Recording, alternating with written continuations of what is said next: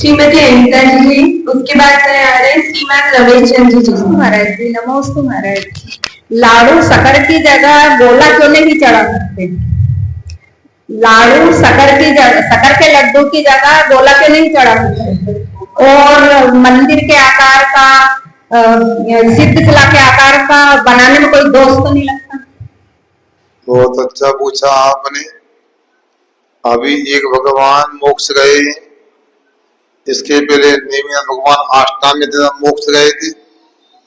आगे फिर भगवान श्रीनाथ जी का मोक्ष कल्याण आने वाला है। फिर वास्तुभूत भगवान मोक्ष आएंगे और जब महावीर भगवान मोक्ष आएंगे हमको भी चतुर्मास से मोक्ष हो जाएगा। हाँ, उनका भी बीच में दशक्षण में आता है, ऐसा याद है। आप सुनिएगा, किसी का भी मोक्ष कल्याणक आए, इन्होंने पूछा है उनके मोक्ष कल्याणक के पावन अवसर पर जो निर्माण लाडू चढ़ाते हैं, तो निर्माण लाडू लोग अनेक प्रकार के बनाते हैं। बचपन में देखते थे शुद्ध घी का बूंदी का लड्डू बनता था, वो चढ़ाया जाता था। फिर बाद में बदलाव आया, शक्कर की चाशनी को छान करके उसका शुद्ध शक्कर का लड्डू बनाते। शुद्ध शक्कर मतलब कुछ मिला देते। इसके बाद कुछ लोगों का मानस बना कि लड्डू क्यों चढ़ाए, गोला को किसका चढ़ा दे। कुछ लोग लड्डू तो कहते बर्फी बना के चढ़ा देते। अपने को इससे कोई मकसद सुनो, अरे शंका करने वालों, अपने को ये समझना है कि हमारे द्वारा भगवान के कल्याण के निमित्त से अपने शुभ उपयोग में कमी ना आए। शुभ उपयोग को बनाने के लिए बाहर के अभिषेक पूजन विधान आदि को रखा है। अब यदि कोई लड्डू चढ़ाता है शक्कर का, तो हम उससे भी कोई मना नहीं करते। कोई शुद्ध घी का बूंदी का लड्डू चढ़ा दे, उसको भी अपराधी नहीं कहते। और कोई का मन नहीं मानता लड्डू क्या चढ़ाना, तो गोला किसके थोड़ी केसर में ऐसे करके लिया है, तो वो भी मना नहीं। आपका मन क्या बोलता है, इस पर आपकी पूजा की सामग्री होती है, मन पर निर्भर करता है। मगर आपसे इतना कहना चाहते हैं, अपने को भगवान के कल्याण के निमित्त से अपने सब उपयोग में वृद्धि करके विशेष संबल निजरा के लिए पुरुषार्थ करते ही रहना चाहिए। जब तक साधु न बनो तब तक अभिषेक पूजन आदि क्रियाओं को करते रहो और पाप से अशुभ से बचते रहो। और क्या पूछा था ये कुछ सबने? अरे हाँ सुनो, ये मंदिर है, मेरू है और चंद्रमा आदि के अनेक आकार बना लेते हो।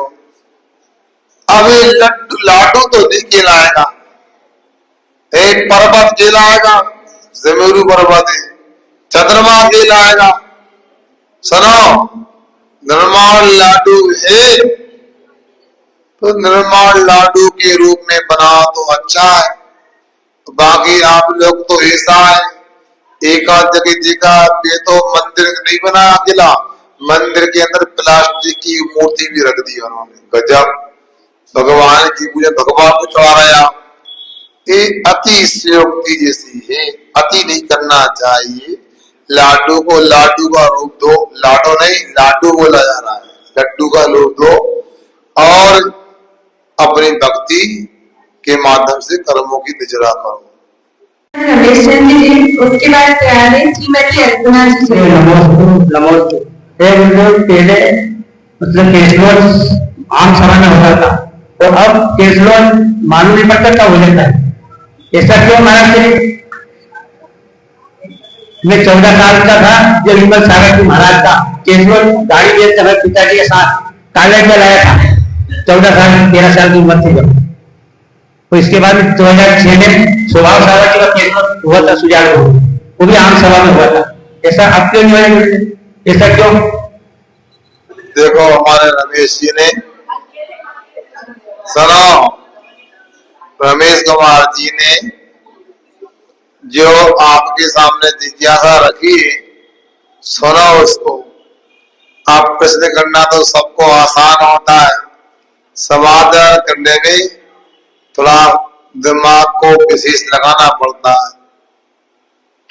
देखो, जिन्होंने बाजार में चौराहे पर बड़े मंच पर केसरौंज किए हैं और जो करते हैं, जिनके केसरौंज की बोली लगती है, उनको हम गलत नहीं बोलेंगे। मगर हमारे गुरु महाराज ने जो चिंतन किया, जो साधना की, उसका तो कोई तोड़ नहीं है। हम तो खुले मंच में नहीं बोल देंगे। आचार्य विद्यासागर महाराज तो आचार्य विद्यासागर महाराज से दूसरा कोई नहीं हुआ जैसा। उन आचार्य महाराज का सोचना था कि केसरौंज, ये शरीर में उत्पन्न होने वाले बाल, केश, ये भी मल बताया आगम में। क्या सुन रहे? सुनो, ये मल बतलाया है और मल को लोगों के बीच में विसर्जन नहीं करते, उसको भी कुशलता से त्याग करते। बात अलग है, शरीर मल एक से नहीं होते, मगर इसको आचार्यों ने अल्प मल बताया मूलाचार आदि में। इसका कोई प्रायश्चित नहीं होता, हाथ में अंजलि में आ जाए। ऐसे सिर की, दाढ़ी की, मूछे के बालों को, केशों को एकांत में विसर्जन करना ही उचित होता है। और कभी कभी क्या, शरीर के अंगों को अलग हिलाना डुलाना होता है, तो लोगों को अन्यथा न लगे, इसलिए शीघ्रता में केसरौंज होना चाहिए। सुनो, अब पहले रात्रि में केसरौंज किया करते थे, मगर हमारे आचार्य वक्त चिंतन है रात में केसरौंज करना भी उचित नहीं। सुन रहे कि सो रहे? अब सुनो, आज की ही घटना सुनो। मैं केसरौंज कर रहा था और जहां कागज में राख रखी थी, एक कीड़ा आके चलने लगा। अब यदि मान लो रात में केसरौंज होता, वो कीड़ा दिखता नहीं, हाथ में कहीं दब जाता, पिछल जाता, मर जाता। इसलिए केसरौंज का कार्य, केसरौंज व्रत का सबका कार्य अपने को सबके बीच में ना करके शेषता में करना चाहिए, दिन में करना सर्वोचित होता है। अब हम तो ऐसा है, ना मंच में करते हैं, न छिपाते हैं। जो आ जाए तो भगाते नहीं, देख लो भैया। और जो नहीं आ पाया तो पीले चावल देके निमंत्रण देने भी नहीं जाते हम। इसलिए आप लोगों से हमारा कहना है, इसमें कोई मतलब नहीं। मूलाचार में केसरौंज करने को कहा है कि मंच पे करना है कि एकांत में करना, ऐसी कोई चर्चा नहीं आई। रही बात केसरौंज की बोली लगती है, ये बोली का भी कोई प्रसंग नहीं है। ये तो बाल है, शरीर का एक तरीके से विकार है। इसको तो ना जमीन में गाड़ा जाता है, ना नदी में डाला जाता है। नदी में डालेंगे, जल जीवों के लिए अनजान में खाने में आ गए, उनके गले आदि में बाधा हो सकती है, कोई भी फंस सकता है। इसलिए नदी आदि में जल में भी नहीं विसर्जन करते और ना गड्ढा खोद के उसको गड़ाते, क्योंकि जल में डालेंगे तो जल का जीवों को दिक्कत, गड्ढा खोदे तो पृथ्वी का जीवों को दिक्कत। हम तो सेज में सामने कोई होता है, कोई खेती किसानी वाला है, भैया इसको अपने खेत में थोड़ा थोड़ा करके बिखरा देना, वो मिट्टी में मिल जाएंगे और शेष स्नान में उसका विसर्जन हो जाएगा। ऐसा करना चाहिए, ऐसा विकल्प मत रखना रमेश भैया। हम ना किसी को गलत ठहराएंगे और ना हम किसी को सही कहेंगे। इतना अवश्य हमारे गुरु महाराज इतना करते थे, दिन में केसरोज करते थे और भाई अपने हिसाब से कमरे में छतादी भी कर लिया करते थे। और ज्यादा हो जो आप दीक्षा ले लोगे तो हम बता दें क्या करना तमाम है। श्रीमती आंसर है, उसके बाद तैयार है श्रीमती अंजलि जी। नमोस्तु महर्षि। शुभ उपयोग हे लीला उपाधि, शुभ उपयोग हे लीला उपाधि। बहुत अच्छा प्रश्न किया है, मगर आपके प्रश्न को सुनकर डर लगता है बाकी सुनने वाले को कुछ समझ में आएगा कि नहीं आएगा। फिर भी आप लोगों को समझने का प्रयास करना चाहिए। देखो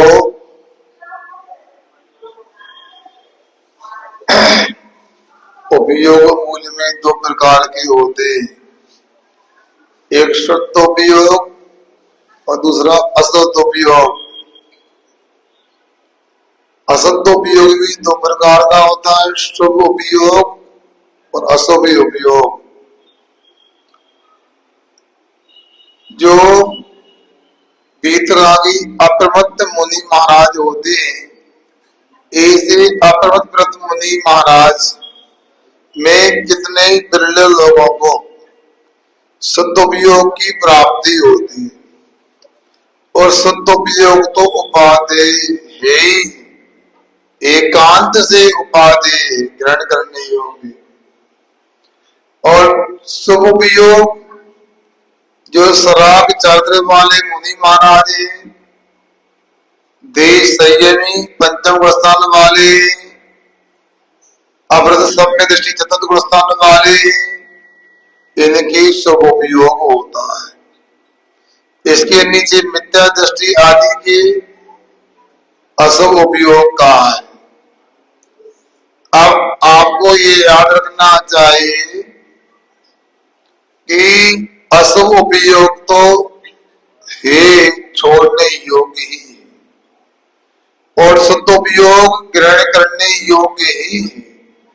किंतु बीज का शुभ उपयोग भले कथनचित उपादेय भी और कथनचित है भी।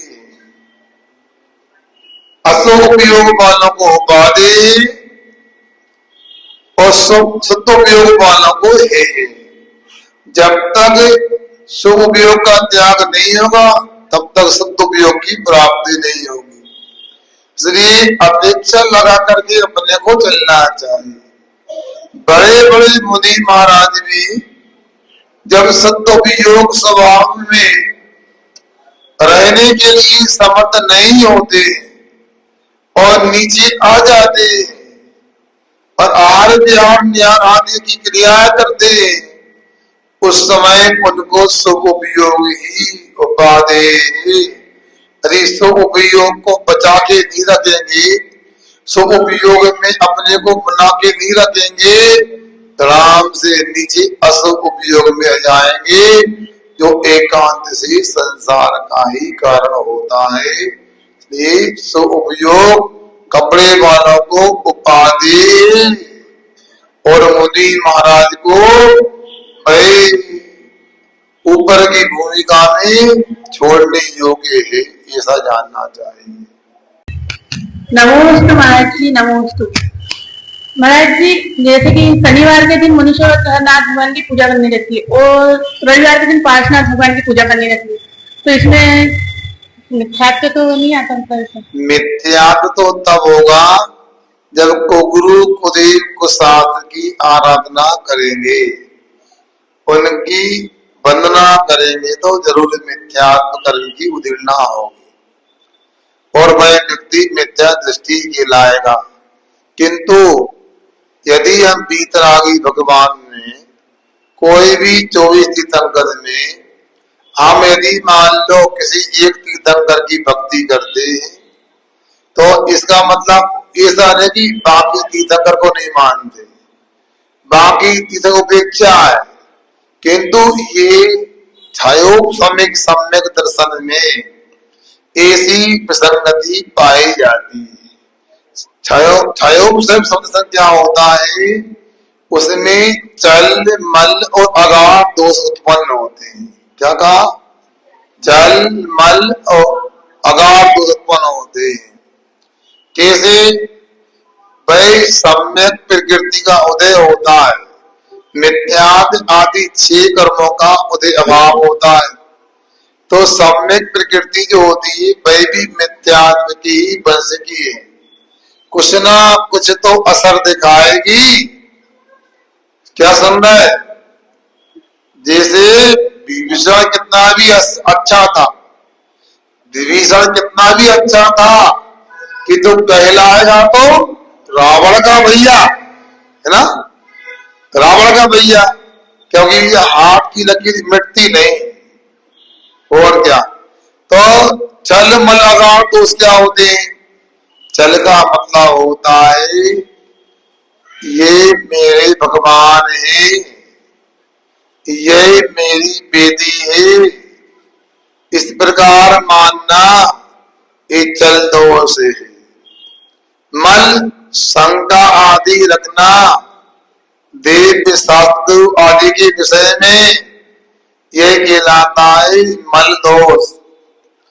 अगाध दोष, शांतिनाथ भगवान के चरणों में चलेंगे तो शांति होगी।